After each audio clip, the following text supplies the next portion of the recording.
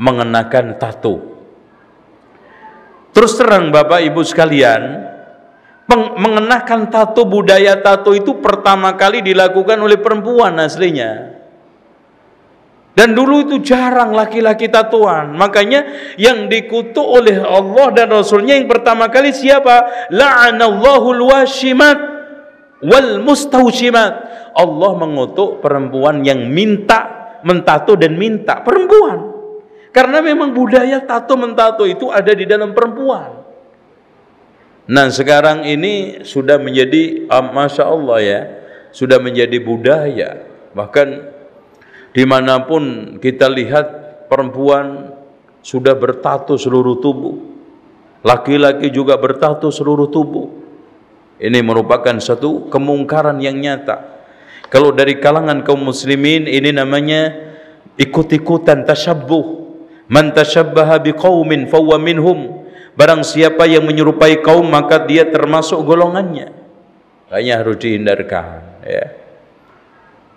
Saya juga ingatkan kepada ibu-ibu sekalian ya, termasuk kaitannya dengan bersolek, dandanan-dandanan. Ini dijaga di dalam hal-hal kaitannya dengan walimah ya. Walimah boleh pakaian tapi tetap dijaga karena dan juga ikhtilat. Karena pernah ya, ini cerita aja sedikit. Pernah ada ya walimah ikhtilat, Masya Allah, karena pakaiannya sangat minim sekali. Itu lepas pakaiannya perempuan. Lepas, Masya Allah. Itu untung nggak lepas banget kan? Iya. Itu coba. Kalau ikhtilat kelihatan. Tapi kalau perempuan sama perempuan, laki sama laki-laki masih bisa dikontrol. Dengan demikian kecantikan di dalam pandangan Islam, kata Rasulullah sallallahu alaihi wasallam, ala ukhbirukum bi khairi ma yaknizul mar'u. Mau enggak saya kabarkan kepada kalian harta simpanan yang paling berharga disimpan oleh seorang laki-laki? Rasulullah katakan al-mar'atus salihah idza nadhara ilaiha sarratu. Jika suaminya memandang kepadanya menggembirakan. Nomor satu menggembirakan karena akidahnya, menggembirakan karena manhajnya, menggembirakan karena akhlaknya, menggembirakan karena memang semua yang dicari adalah ridha Allah dan ridha suami. Senang. Laki-laki mana sekarang tidak akan senang gembira didampingi setiap hari seorang istri yang dicari hanya Allah, yang dasarnya hidup adalah kitabullah dan selalu setiap saatnya menghidupkan sunnah-sunnah Rasulullah? Enggak ada. Subhanallah. Ya. Tapi kalau sekarang Masya Allah, kalau keluar dandannya menor, di rumah rungsep. Ini bahaya, bahaya. Ada. Padahal Rasulullah mengatakan ayyuma imra'atin ista'tarat thumma kharajat liyajidar rijalu rihaha fayyazaniyatun.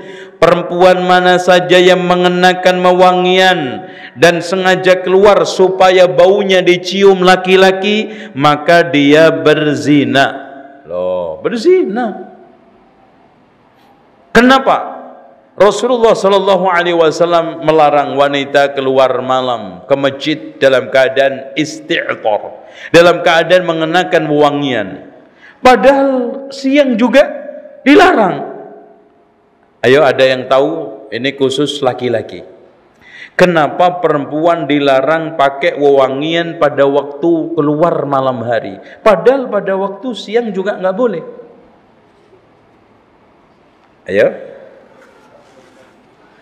Ini dapat hadiah HP dari pengurus.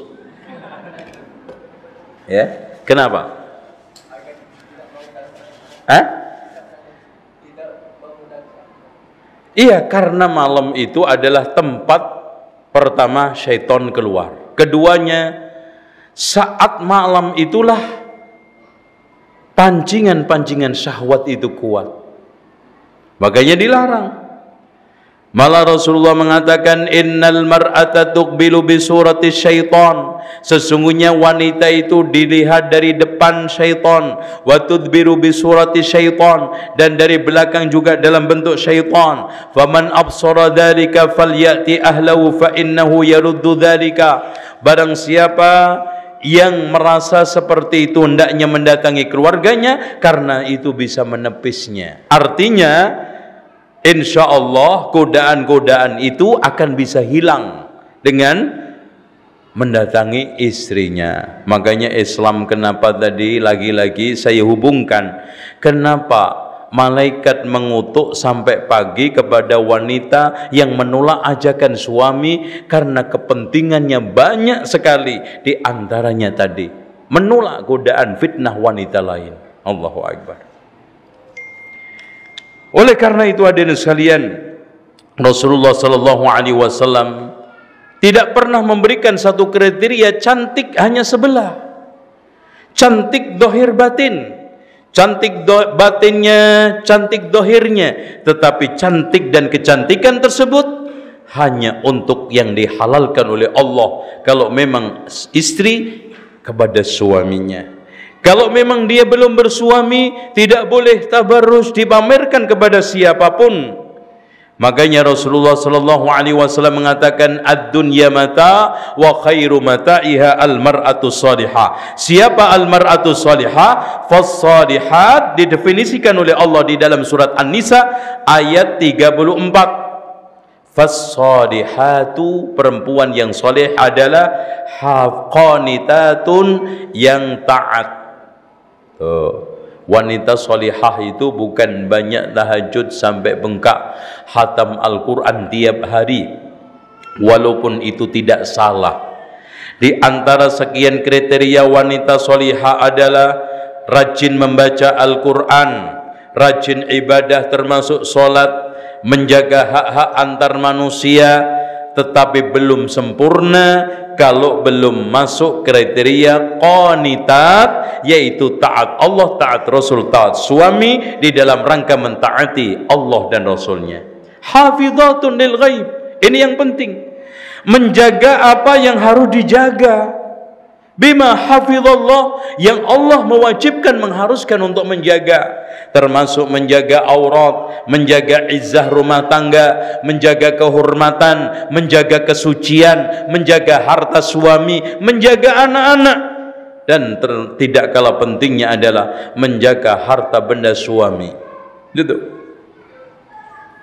Hadirin sekalian yang dirahmati oleh Allah, sekarang kita akan masuk ke dalam bab kenapa Allah mewajibkan wanita untuk berhijab.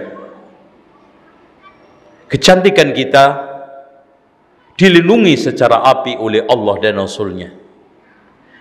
Kehormatan dan kesucian seorang wanita ditempatkan oleh Allah dan Rasulnya pada tempat yang mulia dan terhormat. Maka tidak akan menjadi terhormat, bahkan terhina, ketika wanita tidak bisa menghargai kemuliaan yang diberikan oleh Allah dan Rasulnya. Wanita tidak bisa menerima dengan sukarela kehormatan, kemuliaan yang telah diberikan oleh Allah dan Rasulnya. Di antara adalah perintah untuk berhijab. Kenapa wanita harus berhijab? Satu, berhijab merupakan bentuk ketaatan kepada Allah. Wa may yuti'illaha wa rasulahu faqad faza fawzan 'azima. Barang siapa yang mentaati Allah dan Rasulnya, maka dia telah sukses, termasuk berhijab. Yang kedua, tidak berhijab sebagai bentuk maksiat terang-terangan. Pak, sekarang wanita keluar, dilihat orang kanan kiri, apa itu tidak terang-terangan, sementara Rasulullah SAW mengatakan kullu ummati mu'afin illal mujahirun, setiap umatku dimaafkan kecuali orang yang melakukan maksiat terang-terangan. Kenapa? Alasannya satu, kalau maksiat terang-terangan itu tidak punya potensi untuk dimaafkan Allah karena ditiru orang. Kemudian kita memberikan contoh man sanna sunnatan. Lihat, kalau baik, man sanna sunnatan hasanatan falahu ajruha wa ajru man amila biha la yanqusu min ujurihi syai'a. Barang siapa yang memberikan contoh baik, dia akan mendapatkan pahala dan pahala orang yang menirunya. Tapi wa man sanna sunnatan sayyi'atan falahu wizruha wa wizru man amila biha la yanqusu min ujuri min auzarihi syai'a. Dia akan mendapatkan dosanya dan dosa orang yang menirunya. Masya Allah, Pak, coba bayangin, siapa yang pertama kali memberikan contoh pakaian tabarrus di kampung, maka orang-orang yang menirunya ila yaumil qiyamah mendapatkan kiriman dosanya. Sehingga disinilah bahayanya bermaksiat dengan terang-terangan. Inilah makna daripada hadis Rasulullah, kullu ummati mu'afin illal mujahirun. Setiap umatku punya potensi untuk dimaafkan kecuali orang yang maksiat terang-terangan.